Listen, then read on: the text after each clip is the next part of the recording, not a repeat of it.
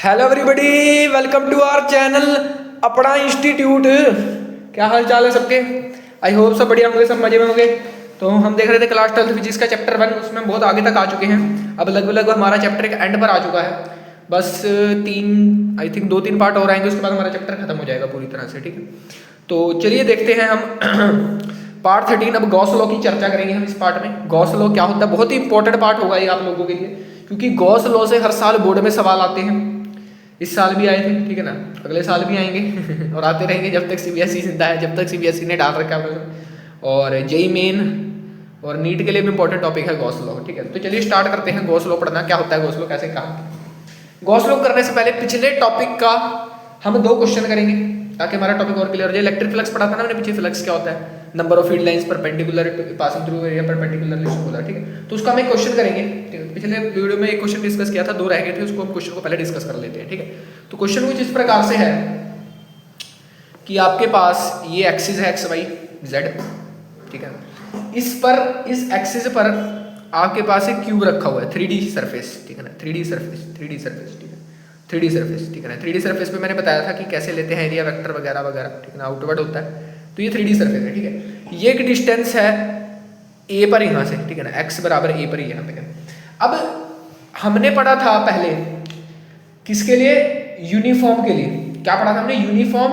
अगर electric field uniform है तो हमने जब नेट निकाला था, किसका, फ्लक्स का नेट निकाला था, तो वो 0 आया था अगर कोई चार्ज नहीं है अंदर। ठीक है, तो फ्लक्स का नेट हमने 0 निकाला था। अब यहाँ पर हम इलेक्ट्रिक फील्ड नॉन यूनिफॉर्म लेके देखेंगे एक केस। ठीक है ना, तो यहाँ पे इलेक्ट्रिक फील्ड कैसी है, नॉन यूनिफॉर्म है। इलेक्ट्रिक फील्ड कैसे डिपेंड कर रही है, जो इलेक्ट्रिक फील्ड है ना, यहाँ पे लिख लो, इलेक्ट्रिक फील्ड है जो ना, यहाँ पे इलेक्ट्रिक फील्ड है जो, वो है ई नॉट एक्स, मतलब एक्स पे डिपेंड कर रही है। जैसे जैसे आप एक्स में आगे जाते जाओगे, जैसे जैसे आप एक्स में आगे जाते जाओगे, वैसे वैसे इलेक्ट्रिक फील्ड जो बढ़ती जाएगी। ठीक है, तो ये ई नॉट एक्स पे डिपेंड कर रही है। ठीक है, ई डिपेंड्स ऑन एक्स। ठीक है, अब मैं यहाँ पर फेसेस मार्क कर लेता हूँ, ये पहला फेस, दूसरा फेस, यहाँ पर ये तीसरा मान लो, ये चौथा मान लो। अब सुनना मेरी बात को ध्यान से, तुम्हें निकालना है फ्लक्स थ्रू ईच फेस और बाद में उनको ऐड करके टोटल फ्लक्स भी निकालना है। सबसे पहले ईच फेस से निकाल लेते हैं, तो पहले फ्लक्स थ्रू फेस 1 निकालते हैं हम। ठीक है, तो वो क्या होती है फ्लक्स, सर फ्लक्स का फॉर्मूला आपने बताया था ई ए कॉस थीटा, डॉट प्रोडक्ट बताया था हमने। ठीक है, अब देखो एरिया वेक्टर इस सरफेस का कहाँ आएगा, इधर आएगा perpendicular to the surface, a vector.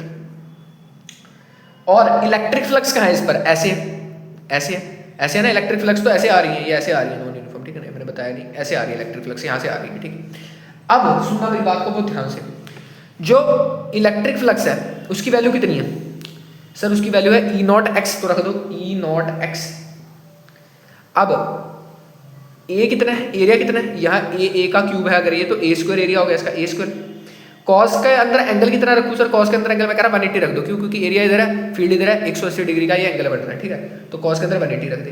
अब मेरी बात को सुनो, अब ई की जगह तूने ई नॉट एक्स रखा है। अब यहाँ पे एक्स क्या है, एक्स क्या है सर, जितना डिस्टेंस ट्रैवल किया इलेक्ट्रिक फील्ड ने यहाँ तक पहुंचने में, कितना डिस्टेंस, यहाँ से लेकर यहाँ तक कितना डिस्टेंस ट्रैवल किया इस फेस के लिए, इस फेस के लिए सर इलेक्ट्रिक फील्ड ने डिस्टेंस ट्रैवल किया ए, तो एक्स की वैल्यू क्या रखेगा ए, तो यहाँ पे E naught A square cos 180 minus 1। ठीक है, कॉस 180 माइनस 1, तो यहाँ से आ गया माइनस का ई नॉट ए क्यूब। ठीक है, तो फ्लक्स थ्रू ए इतनी आ गई। ठीक है, जब चेंज होगी। ठीक है, कोई दिक्कत इसमें किसी को नहीं। अब निकालते हैं फ्लक्स थ्रू फेज 2। अब मैं तुमसे कह रहा हूँ कि फ्लक्स थ्रू फेज 2 जो है वो 0 होगी, तो तुम क्या, तो मेरी बात मानोगे, नहीं मानो, चलो मैं मानवा लेता हूँ। देखो ये एरिया वेक्टर इसका ऊपर है, ऐसे जा रही है इलेक्ट्रिक फील्ड 90 डिग्री का एंगल cos 90 0, तो ये भी 0 होगी और फ्लक्स थ्रू फेज 3 भी 0 होगी, नीचे की तरफ ये भी 90 बन जाएगा। ठीक है, अब हमें सिर्फ निकालना है फ्लक्स थ्रू फेज 4। ठीक है ना, फ्लक्स थ्रू फेज 4 निकालना है हमें। तब मैं चौथे फेज, ये वाला फेज है चौथा, ये वाला देखो थोड़ा टूमा, तो फ्लक्स थ्रू जब मैं फेज 4 निकालने गया तो सर ये भी होता है ई ए कॉस थीटा। अब यहाँ पे ई क्या होगा, ई नॉट एक्स, ए क्या होगा ए स्क्वायर, कॉस का एंगल देखो, एरिया वेक्टर इधर है, फील्ड भी इधर है, 0 डिग्री cos 0 1 होता है, तो मान लिखने की जरूरत नहीं। अब यहाँ पे x क्या रखे सर, देखो a डिस्टेंस यहाँ से ट्रैवल करा, फिर a डिस्टेंस और ट्रैवल करा, क्योंकि a साइड का है ना, फिर a डिस्टेंस और ट्रैवल करा, तब जाके यहाँ तक पहुंची, तो x क्या रखोगे 2a रखोगे यहाँ पे। ठीक है, तो e not 2a into A square, तो कितना आ गया यहाँ पे, ये कितना आ गया देखो, ये आ गया तुम्हारा 2 e नॉट ए क्यूब। ठीक है, तो ये आ गया फ्लक्स थ्रू फेस 4। अब मैं कह रहा हूँ जो 5 बार 6 फेस होते हैं, ये आगे वाला फेस भी है, पीछे वाला फेस भी है, यहाँ से भी 0 क्योंकि एरिया वेक्टर यहाँ है, फील्ड यहाँ है, फिर से 90 डिग्री का बन रहा है, पीछे भी यही केस होगा। तो बस इन 2 फेसेस से आया है एरिया, एक फेस 1 से एक फेस 4 से, बस इन दोनों को ऐड कर दो, बाकी तो 0 ही है। तो नेट फ्लक्स हमने निकाली सर, फाइव नेट हमने निकाली फ्लक्स 1 प्लस फ्लक्स 4 करके, तो यह हमारे पास माइनस का E naught A cube plus 2 E naught A cube. तो कितना आ गया, ये आ गया ई नॉट ए क्यूब, ठीक है ना, 2 में से बन गया, ठीक है। तो नेट इतनी आ गई फ्लक्स। अब देखो यहाँ पे जीरो नहीं आई फ्लक्स, ठीक है ना, क्योंकि यहाँ पे इलेक्ट्रिक फील्ड नॉन यूनिफॉर्म थी, वेरी कर रही थी, डिस्टेंस के साथ कम ज़्यादा हो रही थी, डिस्टेंस के साथ ज़्यादा हो रही थी बेसिकली, तो वेरी कर रही थी यहाँ पे इलेक्ट्रिक फील्ड। जैसे जब इलेक्ट्रिक फील्ड वेरी करेगी तब जीरो नहीं आएगा। जीरो कब आएगा, जब इलेक्ट्रिक फील्ड यूनिफॉर्म है, जो पिछले पार्ट का क्वेश्चन करवाया था, ठीक है, ये क्वेश्चन रह गया था, ये भी इंपॉर्टेंट था, ठीक है। यहाँ पे फाई नेट जीरो नहीं है क्योंकि इलेक्ट्रिक फील्ड यूनिफॉर्म नहीं है, ठीक है। बस अगर इलेक्ट्रिक फील्ड यूनिफॉर्म होती तब आता जीरो, ठीक ठीक है। तो चलो, आई होप सबको क्लियर होगा, ठीक है। अब देखो एक और सवाल करते हैं, ठीक है ना, एक और सवाल करते हैं, एक और सवाल करते हैं, ठीक है ना, एक और सवाल करते हैं इसमें, ठीक है। मान लो इस बार तुम्हारे पास क्या, एक स्फीयर है, एक स्फीयर है तुम्हारे पास, क्या है, एक स्फीयर है, एक स्फीयर है तुम्हारे पास। अब इस स्फीयर के अंदर तुमने एक चार्ज रख दिया प्लस क्यू, माइनस भी रख सकते, कोई दिक्कत नहीं, प्लस क्यू चार्ज रख दिया। अब मुझे तुमने बताना है कि इस प्लस क्यू चार्ज की वजह से, ध्यान सुनना, इस प्लस क्यू चार्ज की वजह से इसमें से कितनी फ्लक्स निकलेगी बाहर। इस प्लस क्यू चार्ज की कुछ इलेक्ट्रिक फील्ड होगी, इलेक्ट्रिक फील्ड लाइंस होगी, ये कुछ इलेक्ट्रिक फील्ड लाइन प्रोड्यूस करेगा। तो इस स्फीयर में से कितनी इलेक्ट्रिक फील्ड लाइन बाहर निकलेगी, मतलब तो इलेक्ट्रिक फील्ड लाइन कितनी फ्लक्स बाहर निकलेगी, बताओ, परपेंडिकुलर कितनी निकलेगी, बस ये बताना है तुमने, फ्लक्स कितनी निकलेगी, फ्लक्स नेट बताओ, फ्लक्स थ्रू स्फीयर, ये बताना है तुम्हें कितनी आएगी, ठीक है। अब देखो इसको हम बताएंगे कैसे, ध्यान से देखना। तुम्हें पता है कि अगर मुझे किसी चार्ज की इलेक्ट्रिक फील्ड बतानी होती है, इलेक्ट्रिक फील्ड इंटेंसिटी, तो कैसे बताता हूँ सर हमें पता है ये होती है के क्यू अपॉन में आर स्क्वायर, है ना। के की वैल्यू कितनी होती है यहाँ पे 1/4 पाई एप्सिलॉन नॉट, बताया था ना, हाँ सर बताया था। तो इसको मैं ऐसे लिख लेता हूँ, E is equal to 1/4 epsilon naught के, ये होगा के क्यू आर स्क्वायर। यहाँ पे आर क्या है, आर क्या होता है, डिस्टेंस होता है, ठीक है। तो अब सुनना मेरी बात, डिस्टेंस होता है जहाँ से इलेक्ट्रिक फील्ड बतानी है, ये आ रहा है बेसिकली, ठीक है ना, क्योंकि हमें इस पॉइंट पर ही तो इलेक्ट्रिक फील्ड कितनी बाहर जा रही है लाइन, वही बतानी है। अब सुनना मेरी बात को, 2-3 पॉइंट लेके देखते हैं, ठीक है ना, फिर मैं आपको क्लियर करता हूँ। देखो यहाँ पे अगर मैं इसका एरिया वेक्टर बनाऊँ तो वो कहाँ जाएगा, सर एरिया वेक्टर तो इधर जाएगा, डीए, स्मॉल एरिया की वजह से, क्योंकि छोटे छोटे एरिया लूँगा मैं, छोटे छोटे एरिया को लेकर, क्योंकि मुझे सारे इससे बतानी है। तो अब मैं सारे इससे तो बता नहीं सकता, मुझे तो पॉइंट का पता है, तो पॉइंट डी ए पॉइंट का पता है, क्योंकि देखो पॉइंट चार्ज पे बात होती है, पॉइंट चार्ज की वजह से पॉइंट पे ही इलेक्ट्रिक फील्ड जनरेट होगी, ठीक है। तो मैं छोटे छोटों का लेकर इंटीग्रेट कर दूंगा, है ना, ऐसे ही करते थे ना, छोटे छोटों का लेके, क्योंकि जो ये इलेक्ट्रिक फील्ड इंटेंसिटी वाले फॉर्मूले किसके लिए, पॉइंट चार्ज के लिए, ठीक है ना। तो छोटे छोटे लेके हमें काटना पड़ता है, हमने इंटीग्रेशन पीछे भी करी थी एक्सटेंडेड चार्ज की वजह से, ठीक है ना, तो वो याद होगा आपको, ठीक है। तो यहाँ पे डीए सरफेस की वजह से यहाँ पे वेक्टर कहाँ बनेगा, बाहर बनेगा, डीए का परपेंडिकुलर होता है सरफेस की। अब मैं कह रहा हूँ इस चार्ज की वजह से यहाँ पे इलेक्ट्रिक फील्ड भी इसी डायरेक्शन में बनेगी, ई इलेक्ट्रिक फील्ड या इसी डायरेक्शन में बनेगी, मैंने कहा कोई दिक्कत इसमें किसी, कोई दिक्कत इसमें किसी, ठीक है। यहाँ पर भी ले लो, मान लो यहाँ पे भी क्या कहते हैं, डीए ऐसे होगा परपेंडिकुलर, और इलेक्ट्रिक फील्ड भी ऐसी होगी परपेंडिकुलर, इसी के साथ ही होगी, क्योंकि ये परपेंडिकुलर ही होता है। इलेक्ट्रिक फील्ड जो है ना, इलेक्ट्रिक फील्ड इस लाइन के अलॉन्ग स्ट्रेट लाइन ज्वाइन करती है, और जो रेडियस होता है, ध्यान सुनना, जब आप इस रेडियस को बाहर ऐसे एक्सटेंड करोगे ऐसे ऐसे, तो ये परपेंडिकुलर होता है यहाँ पे ज्योमेट्री से, ठीक है। तो ये बात ध्यान रखो, ठीक। अब सुनना मेरी बात को, इन दोनों के बीच का एंगल जब आप देखोगे तो ये जीरो, हर केस में जीरो, यहाँ देख लो तब भी जीरो, यहाँ देख लो तभी, तो हमेशा एंगल जीरो, cos 0 1। तो यहाँ से मैं कह सकता हूँ कि जो इस छोटे से एरिया की वजह से फ्लक्स निकलेगी, वो छोटी सी फ्लक्स होगी, डी फाई होगी, छोटी सी फ्लक्स होगी, वो होगी ई डॉट डी, क्योंकि कॉस का एंगल तो जीरो ही हर केस में, cos 0 1 होता है, लिखने की जरूरत नहीं, ठीक है, कोई दिक्कत नहीं।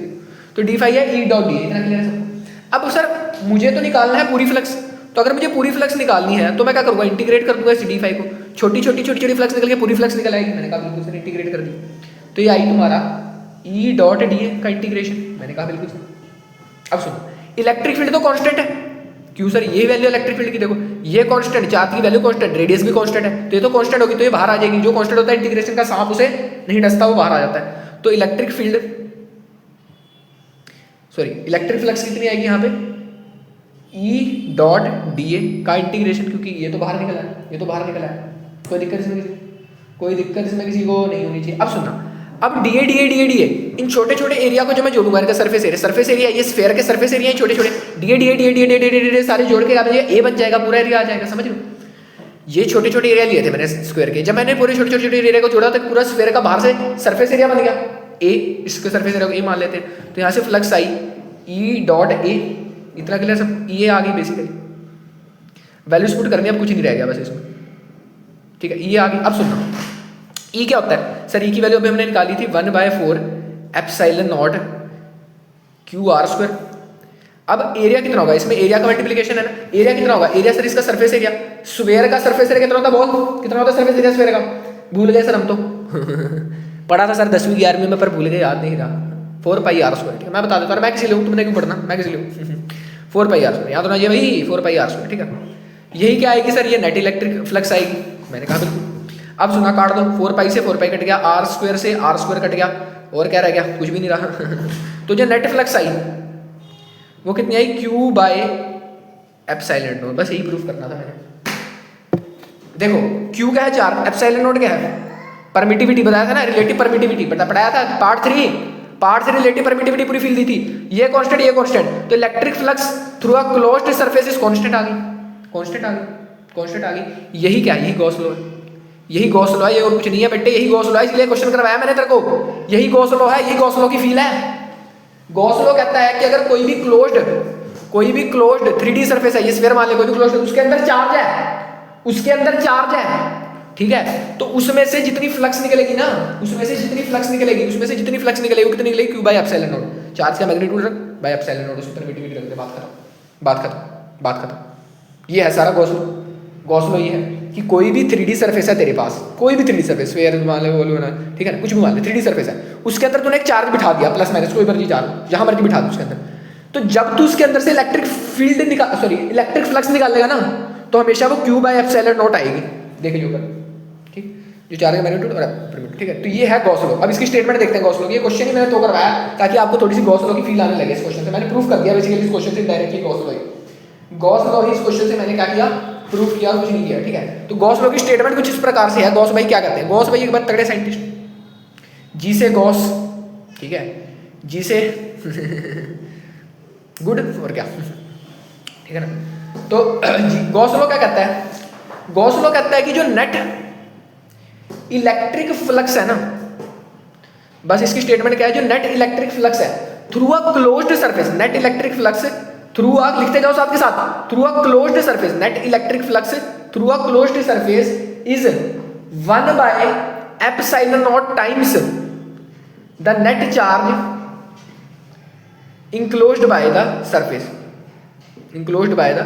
आप देखो तुम्हारे लिए मैंने पूरी स्टेटमेंट लिख दी, नोट कर लो जल्दी से, वही है, देखो कुछ नहीं, 1 by epsilon naught the charge enclosed by it, इसके टाइम्स मतलब मल्टीपल है, तो Q बाय एप्सिलॉन नॉट ही आ गई, यही नेट फ्लक्स है, ये मैंने निकाला। तो गॉस लॉ कहता है कोई भी 3D सरफेस है, क्लोज्ड टर्म में 3D सरफेस, उसने जितना भी चार्ज इंक्लोज किया है, तो उसकी चार्ज की वजह से जितनी फ्लक्स बनेगी बाहर उसके निकलती हुई दिखेगी हमें, वो कितनी दिखेगी, Q by epsilon not, prove भी कर दिया मैंने, ठीक है, प्रूव भी कर दिया। अब सुनना, हमने अभी देखा था, ये गॉस लॉ की स्टेटमेंट है, प्यारा लॉ है यार, बहुत प्यारा लॉ है, ठीक है। हमने भी देखा था जो नेट इलेक्ट्रिक फ्लक्स आई थी क्लोज सरफेस से, वो आई थी Q by epsilon not, Q net charge होता है, यहाँ पे Q जो होता है नेट चार्ज होता है, 2-3 चार्ज अगर आपने रखते हो तो उसका नेट लेके निकाल सकते हो आप, ठीक है। तो यहाँ पे होता है, इसको हम दिखाने का एक और तरीका होता है कि हम इंटीग्रेशन कर दें E.dA की, इसी को करके तो हम यहाँ पहुंचे थे, है ना, तो इसको दिखाने का एक और तरीका होता है कि हम इंटीग्रेट कर दें E.A को, और यहाँ पे ऐसे क्लोज सा सिंबल लगा देते हैं, इसको यहाँ पे क्लोज्ड ऐसे रिंग सा सिंबल लगा देते हैं, इसका मतलब तो क्लोज्ड सरफेस की निकाल रहे हैं, ठीक है। तो इसको दिखाने का ये भी एक सिंबल है, कोई दिक्कत इसमें किसी को नहीं होनी चाहिए, ठीक है। प्रूफ तो मैंने कर दिया है, Q बाय एप्सिलॉन नॉट या ऐसा, ठीक है, कोई दिक्कत इसमें किसी को नहीं। अब सुनना मेरी बात को, अब एक और यहाँ पे पॉइंट आता है कि जो साइज है ना, किसका साइज ऑफ क्लोज्ड सरफेस, जिस क्लोज्ड सरफेस में आपने चार्ज डाला है उसका साइज इफेक्ट नहीं करता, does not effect net electric flux. मान लो आपने एक स्फीयर के अंदर चार्ज प्लस Q डाला, उसी चार्ज को आपने फिर एक क्यूब के अंदर डाल दिया, उसी चार्ज को फिर आपने एक सिलेंडर के अंदर डाल दिया, उसी चार्ज को फिर आपने कोन के अंदर डाल दिया, ठीक है ना। ये सारे क्या है, 3D सरफेसेस हैं, ठीक है ना। तो सॉरी, कोन अभी रहने दो, कोन का तो बाद में डेरिवेशन करूंगा आपको, चलो कोन ले लो, ठीक है ना। तो इन चार्जेस को आपने यहाँ डाल दिया सारों में, ठीक है। तो कोई भी क्लोज सरफेस आपने ले लिया, 3D सरफेस होना चाहिए, वो हाइट मिड डायमेंशन है। तो अब ऐसा नहीं है कि स्फीयर में से ज्यादा फ्लक्स निकलेगी, इसमें नहीं, क्योंकि आपने नेट इलेक्ट्रिक फ्लक्स का फॉर्मूला देखा है, Q बाय एप्सिलॉन नॉट, यहाँ पे चार्ज सबके अंदर सेम है, चार्ज सबके अंदर सेम है, परमिटिविटी सेम है, E naught permittivity of the medium होती है सेम है, एक मीडियम है। तो अब यहां से आप क्या करें, इसमें से भी उतनी इलेक्ट्रिक फ्लक्स निकलेगी, इसमें से भी उतनी इलेक्ट्रिक फ्लक्स निकलेगी, इसमें से भी उतनी सेम इलेक्ट्रिक फ्लक्स, क्योंकि कांस्टेंट है ना, देख रहे हो आप, तो शेप इफेक्ट नहीं करती, ठीक है, शेप इफेक्ट नहीं करती इलेक्ट्रिक फ्लक्स को, ठीक है। और ऐसा भी नहीं है, एक और डाउट आता है बच्चों को कि सर क्या हमें चार्ज बीचों बीच रखना होगा तभी हमारी ये इलेक्ट्रिक, नहीं ऐसा भी नहीं, कहीं मेरे यहाँ रख लो चार्ज, कोई दिक्कत नहीं यार, वो सेंटर में तो हम तो रखते हैं ताकि थोड़ी सिमेट्री से हम इसको प्रूफ कर सके आसानी से। सेंटर में रखते हैं, रेडियस मिल जाता है, सिमेट्री मिल जाती है, 4πr² से वो कट जाता है, तो हम थोड़ी सिमेट्री से इसको प्रूफ कर पाते हैं। लेकिन ऐसा नहीं है कि सेंटर में रखकर ही आएगी, ये बच्चों को डाउट रहता है लास्ट तक, जो गॉस लॉ पढ़ तो लेते हैं बच्चे, लेकिन ये डाउट रहता है सर सेंटर में रखेंगे चार्ज, नहीं ऐसा जरूरी नहीं, सेंटर में हम क्यों रखते हैं सर, ताकि प्रूफ करना आसान हो जाए इसको, ठीक है, कोई दिक्कत इसमें नहीं होनी चाहिए, ठीक है, कोई दिक्कत इसमें, ठीक है। और देखो 3D सरफेस को ना हम कई बार गॉसियन सरफेस बोलते हैं, जब हम गॉस लॉ लगाते हैं इसको गॉसियन सरफेस बोलते हैं, क्योंकि उसमें हम गॉस लॉ लगा रहे हैं, ठीक है ना। 3D सरफेस को हम कई बार गॉसियन सरफेस भी बोलते हैं, ठीक है ना, तो इसमें हम गॉसियन लॉ लगा देते हैं, ठीक है, कोई दिक्कत इसमें नहीं सर, ठीक है ना। अब चलो तुम्हें एक और चीज बता देते हैं, मान लो ये एक 3D सरफेस है, इसके अंदर दो चार्ज पड़े हैं Q1 Q2, ठीक है ना, इसके अंदर जो चार्ज पड़े हैं Q1 Q2। अब यहाँ पे अगर तुम्हें नेट इलेक्ट्रिक फ्लक्स निकालनी है ना, तो तुम्हें इन दोनों चार्ज का सम करना पड़ेगा बाय में इसकी परमिटिविटी, ठीक है ना, क्योंकि ये जो ऊपर होता है ना Q/ε, इसका तुमने फॉर्मूला पढ़ा है, नेट चार्ज होता है Q, ठीक है, तो नेट चार्ज यहाँ पे Q1 + Q2 की वजह से, ठीक है, तो ये होगी इसकी वजह से क्या, इलेक्ट्रिक फील्ड, कोई दिक्कत इसमें, कोई दिक्कत इसमें। अब एक और चीज पता करते हैं यहाँ पे, मान लो तुमने अभी तो देखा चार्ज बीच में है, अब मान लो ये एक 3D सरफेस है, मान लो ये एक 3D सरफेस है, ठीक है ना, मान लो ऐसे ही मान लो यार, कोई भी सरफेस मान लो ये 3D सरफेस है, ठीक है। अब यहाँ चार्ज बाहर है, अगर चार्ज बाहर है और तुमसे पूछ लिया कि बताओ इस चार्ज की वजह से यहाँ पर कितनी इलेक्ट्रिक फ्लक्स है इस पे जनरेट होगी, तो इसका आंसर हमेशा 0 आता है। अगर चार्ज बाहर है और किसी क्लोज्ड सरफेस पे उसकी तुम्हारे पे फील्ड पूछ रही, तो हमेशा 0 आएगी, ठीक है, क्योंकि बाहर वाले चार्ज की फील्ड इलेक्ट्रिक फ्लक्स नहीं प्रोड्यूस कर पाता अंदर वाले। क्यों ऐसा क्यों होता है सर बाहर वाला, क्योंकि देखो बाहर वाला चार्ज क्या प्रोड्यूस करेगा, इलेक्ट्रिक फील्ड प्रोड्यूस करेगा इस डायरेक्शन में। अब वो इलेक्ट्रिक फील्ड एक तरीके से यूनिफॉर्म ही होगी, चेंज तो नहीं होगी, इलेक्ट्रिक उतनी ही वही रहेगा, यूनिफॉर्म होगी वो इलेक्ट्रिक फील्ड, समझ लो बात को, कि नॉन यूनिफॉर्म होगी बताओ या नॉन यूनिफॉर्म होगी, बताओ। देखो जैसे जैसे डिस्टेंस बढ़ेगा E = KQ/r², नॉन यूनिफॉर्म होगी ना जैसे डिस्टेंस बढ़ेगा। पर यहाँ पे देखो हम कौन सा कंसेप्ट लगाएंगे, ये वाला कंसेप्ट लगाओगे तो कंफ्यूज हो जाओगे, कुछ और से तुम्हें एक और कंसेप्ट समझाता हूँ। देखो मान लो मैंने निकाली इस पॉइंट पर इलेक्ट्रिक फ्लक्स, तो यहाँ पे इलेक्ट्रिक फील्ड इधर है, क्योंकि इसकी वजह से इधर आएगी इलेक्ट्रिक फील्ड, और वेक्टर DA इधर है, तो दोनों के बीच में एंगल कितना हो गया 180, समझ रहे हो। तो यहाँ पे क्या हो गया बेसिकली -EDA हो गया, इलेक्ट्रिक फ्लक्स यहाँ पे -EDA हो गया। अब मैंने कहा इस पॉइंट पर निकालो, जब तो इस पॉइंट पर निकाल लेंगे तो इलेक्ट्रिक फ्लक्स तो इधर ही है, एरिया वेक्टर भी इधर ही है, तो cos 0 का तो है EDA, तो 1 पे आई इतनी 2 पे आई EDA प्लस का, तो इसने इसको काट दिया बेसिकली, समझ लो बात, इस वाली ने इस वाली को काट दिया, इस वाले फेसेस पर जितनी भी इलेक्ट्रिक फील्ड पॉजिटिव आएगी, इस वाले पे नेगेटिव आएगी, जिस वजह से इसको काट देगा पूरा, ठीक है, कैंसिल हो जाता है, ठीक है ना। अगर चार्ज बाहर हो तो सारी नेट इलेक्ट्रिक फ्लक्स कैंसिल हो जाती है अंदर बाहर पे, ठीक है, तो इस वजह से 0 आता है। कोई दिक्कत इसमें किसी को, कोई दिक्कत नहीं होनी चाहिए इसमें, ठीक है ना। अब देखो यार इसको तुम ना एक और तरीके से भी समझ सकते हो, हमने अभी देखा कि जब नॉन यूनिफॉर्म होता है चार्ज, जब नॉन यूनिफॉर्म चार्ज होता है, नॉन यूनिफॉर्म इलेक्ट्रिक फील्ड होती है, तब जो 3D सरफेस है उससे जब हम इलेक्ट्रिक फ्लक्स नेट काउंट करते हैं वो तो सर 0 आती नहीं, है ना, वो तो 0 आती नहीं। तो यहाँ पर भी तो वही केस था कि हमने चार्ज बाहर रखा, ठीक है ना, है ना, ये भी तो सोच सकते हो तुम, ऐसा भी तो हो सकता है ना सर। अभी देखो जो मैंने तुम्हें पहले क्वेश्चन करवाया था अभी, जिसमें नॉन यूनिफॉर्म इलेक्ट्रिक फील्ड थी, यहाँ पर भी तो नॉन यूनिफॉर्म इलेक्ट्रिक फील्ड है, इसकी वजह से जैसे डिस्टेंस बढ़ेगा इलेक्ट्रिक फील्ड कम होती जाती है। यहाँ पे हमने चार्ज बाहर रखा, तो अब इस 3D सरफेस है, हमने चार्ज बाहर रखा, नॉन यूनिफॉर्म इलेक्ट्रिक फील्ड दे रहा है इसको, तो सर यहाँ पे नेट फ्लक्स 0 आनी तो नहीं चाहिए, जैसा हमने पिछले केस में देखा, हमने सबसे पहला क्वेश्चन ये किया था, 0 आनी तो नहीं चाहिए, लेकिन जो आपने कंसेप्ट में उस हिसाब से 0 आ रही है, इस कंसेप्ट से 0 नहीं आ रही, ऐसा क्यों हो रहा है, सोचना जरा इस बात पे, ठीक है, थोड़ी क्रिटिकल थिंकिंग डेवलप करो। जिसको भी इसका आंसर पता चलता है वो कमेंट करो, नहीं तो अगली वीडियो में मैं इसका आंसर बता दूंगा आप लोगों को, ठीक है, जिसको भी इसका आंसर पता चलता है ना वो कमेंट करो, नहीं तो अगली वीडियो में मैं इसका आंसर आपको बता दूंगा बड़े पे, ठीक है ना, इसकी थोड़ी सी आपकी थिंकिंग बढ़ेगी, ठीक है। हमने पहला क्वेश्चन करा था ना कि नॉन यूनिफॉर्म इलेक्ट्रिक फील्ड थी, तो 3D सरफेस था, उस पर हमने जब इलेक्ट्रिक फील्ड जीरो नहीं आई थी, तो यहाँ पे जीरो कैसे हो रही है सर? जो मैंने पहले बताया उससे आपको समझ आ गया, लेकिन इस वाले कंसेप्ट से जीरो नहीं हो रही है ऐसा क्यों? ठीक है ना, तो ये सोचना इस पर थोड़ा, आपको होमवर्क दिया है तो कर लेना होमवर्क छोटा सा होमवर्क है, कमेंट में मुझे बताना और कमेंट सेक्शन में क्यों नहीं हो रहा है, ठीक। अब देखो थोड़ी थोड़ी और बातें कर लेते हैं गॉस लॉ के बारे में, थोड़ी थोड़ी और बातें कर लेते हैं हम गॉस लॉ के बारे में, ठीक है।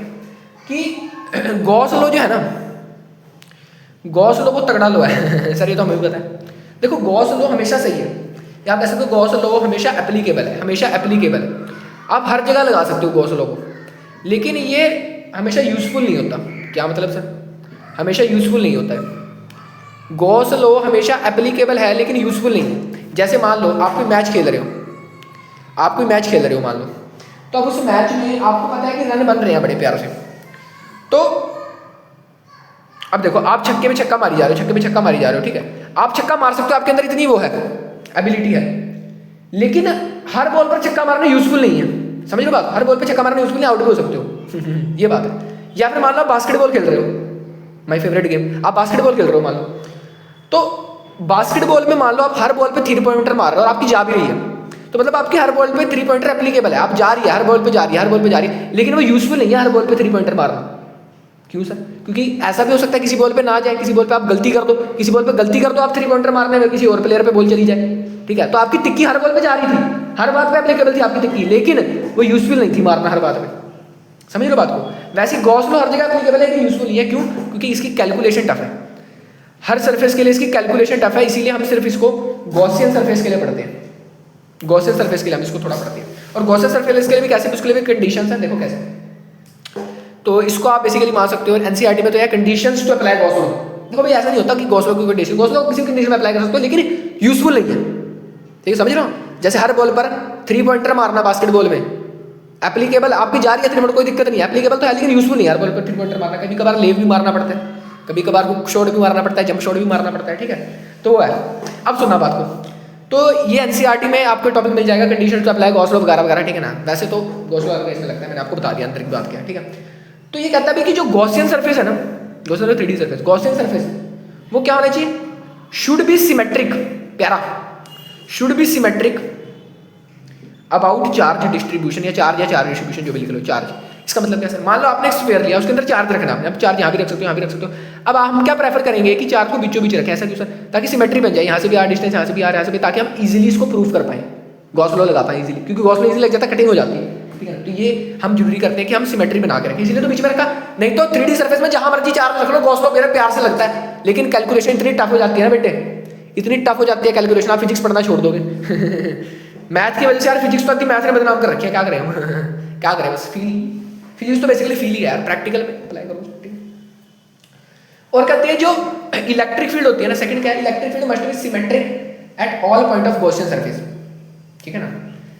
इलेक्ट्रिक फील्ड जो है ना वो सिमेट्रिक होनी चाहिए। सिमेट्रिक मतलब क्या? सेम लगनी चाहिए सारी जगह। सिमेट्रिक मतलब जैसे हमने स्पेयर लिया था, यहाँ पे भी इतनी इलेक्ट्रिक फील्ड थी, यहाँ पे भी ऐसी थी 3D, है ना, सिमेट्रिक थी ना, सारी जगह सेम इलेक्ट्रिक फील्ड पड़नी चाहिए। अगर डिस्टेंस सेम होगा इलेक्ट्रिक फील्ड भी सेम होगी हर जगह, ठीक है। तो वो चीज़ है, इलेक्ट्रिक फील्ड भी सेम होगी हर जगह अगर डिस्टेंस, क्योंकि E इज इक्वल टू के क्यू बाय आर स्क्वायर होता है। अगर ये आर सेम रख दोगे, के और क्यू तो वैसे ही फिक्स है, आर सेम रख दोगे इलेक्ट्रिक फील्ड सेम आएगी, ठीक है। देखो अगर ना भी होगी सिमेट्रिक तब भी लग जाएगा गॉस लॉ, लेकिन कैलकुलेशन सर कौन करेगा इतनी, ठीक है। तो इसलिए गॉसियन सरफेस आपको मेंटेन, गॉसियन सरफेस का होता है जो सिमेट्रिक होता है चार्ज डिस्ट्रीब्यूशन का।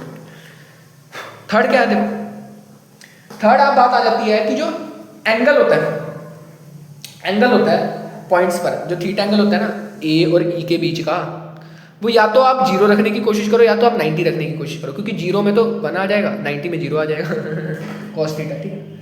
तो ये बात ध्यान में रखना, ठीक है ना, कोई दिक्कत इसमें, ठीक है ना, कोई दिक्कत इसमें नहीं, ठीक है। तो ये एक और होगा क्योंकि इसमें इजी हो जाती है कैलकुलेशन, ठीक है। नेक्स्ट पॉइंट क्या है? देखो नेक्स्ट पॉइंट आता है कि जो गॉसियन सरफेस है ना, वही जो 3D सरफेस हमने पढ़ा, गॉसियन सरफेस है ना, वो must not pass through any point. इसका मतलब क्या है सर? इसका मतलब क्या है सर? इसका मतलब ये है कि गॉसियन सरफेस के किसी एज पर कोई चार्ज हो, मतलब क्या, मान लो ये गॉसियन सरफेस है, 3D सरफेस है। अब ऐसा ना हो, सुनना मेरी बात को ध्यान से, अब ऐसा ना हो कि गॉसियन सरफेस जो है ना, ये गॉसियन सरफेस है मान लो आपका, तो चार्ज आपने यहाँ रखना था बेसिकली एप्लीकेबल, तो ऐसा ना हो कि गॉसियन सरफेस इस पॉइंट को क्रॉस कर दे, यहाँ पे कोई हो चार्ज, समझ लो बात को, ऐसा ना हो कि कोई चार्ज यहाँ पे हो। वैसे तो इसका भी आप इलेक्ट्रिक फील्ड निकाल देते हो, लेकिन उसकी कैलकुलेशन में आपको डिराइव करवाऊंगा, ठीक है ना, इसकी डेरिवेशन आती है प्यार से, ठीक है ना। तो ये समझाने के लिए बस कि ऐसे नहीं हो चाहिए, इसकी तो डेरिवेशन आ जाती है वैसे, ठीक है ना। गॉसियन सरफेस से पॉइंट को पास नहीं करना चाहिए, इसका मतलब ये है कि मान लो कोई 3D सरफेस है, गॉसियन सरफेस है मान लो, तो अब ये किसी पॉइंट को पास नहीं करना चाहिए, मतलब कि ये किसी चार्ज के ऊपर से नहीं निकलना चाहिए। मान लो यहाँ चार्ज पड़ा है, तो चार्ज इसके अंदर होना चाहिए, चार्ज के ऊपर नहीं होना चाहिए, समझ लो बात को, चार्ज इसके अंदर होना चाहिए, चार्ज के ऊपर नहीं होना चाहिए, मतलब चार्ज इसके ऊपर नहीं होना चाहिए, समझ लो बात को, ये है इसका मतलब, तो ये है इसका मतलब, ठीक है। तो कुछ क्वेश्चन कर लें, एक क्वेश्चन कर लेते हैं आज की क्लास में, बाकी कल करेंगे, फिर एक क्वेश्चन कर लेते हैं आज की क्लास में, बाकी तो कल करेंगे, फिर इस पर हमें क्लियर हो जाएगा बात, ठीक है ना, इसमें हमें क्लियर हो जाएगा सारा कंसेप्ट, ठीक है। अब सुनना मेरी बात को ध्यान से, कौन सा क्वेश्चन करें, आसान से करवा देता हूँ, आसान से करवा देता हूँ, ठीक है। तुम्हें पता है कि ये क्या है, एक सर्क्यूबॉइड है, इतना तो हमें पता है, इसके अंदर एक चार्ज है, इसके अंदर एक चार्ज है +2, ठीक है। मैंने तुमसे पूछा कि नेट इलेक्ट्रिक फ्लक्स निकालो इस चार्ज की वजह से थ्रू इस फेज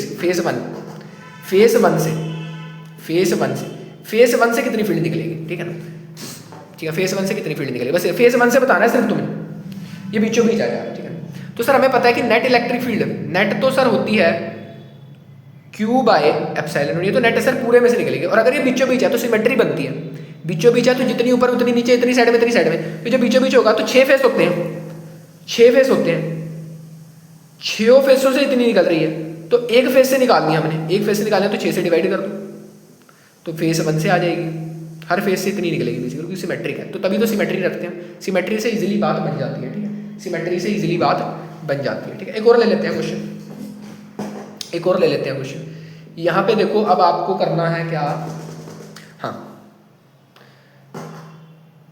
ये मान लो एक सिलेंडर है, इसके यहाँ पर एक चार्ज रखा हो, ऊपर रखा हो, अंदर नहीं ऊपर, पॉइंट से पास कर रहा है, देखो क्या कर रहा है, गॉसियन सरफेस है ये, मान लो अगर पॉइंट से पास नहीं करना चाहिए, ठीक है ना, तो ये बात थोड़ी सी आपको समझ आई होगी, ठीक है।